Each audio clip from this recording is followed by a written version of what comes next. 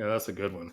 So I remember right around the time our kids got married, I remember you having to give a talk to a group of French visitors, Yep. and you spoke in French without using any Oh yeah. notes. I can't even speak in English without notes, and it's the only language I speak. How did you train yourself to do that?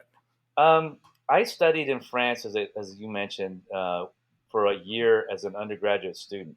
I'd had 2 years of college level French. I'd had 3 years of um, uh, actually junior high school French, which wasn't worth a lot. But I got to France, and my French was still terrible, and I knew it. And I wanted to get as fluent as possible. So I would actually ask French people to correct my French. I would have something written, a book or something, and I'd read a page and I'd say, okay, now critique my French. And this is for pronunciation. And I went through like three French students before, and they didn't really know what to tell me. Um, the third one said, "You just sound so American."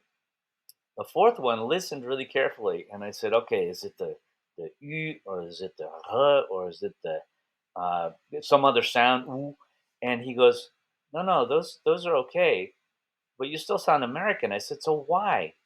And he said, "C'est la musique de la langue." It's the music of the language.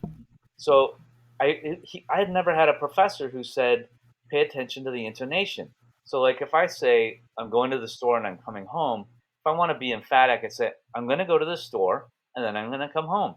So I try to use that intonation in French. Doesn't work. You don't say "Je vais au marché et je reviens chez moi." They said that sounded American. So I said, "Well, how do you say it?" And they said, "Je vais au marché et je reviens chez moi." So it sort of goes up and then back down. So suddenly it unlocked a whole um, range of things I could do because I could hear how the French people said it, and then I imitated that. And I what else I did was, because it felt strange to say some of the sounds, like the "u" is a sound we don't have in English, but it's very common. And so I felt sort of like I was not me, so I decided I would be like an actor. I'll be a French actor. I'm gonna act like a French guy, and I'm gonna sound like a French guy. And that helped me a lot to get over myself.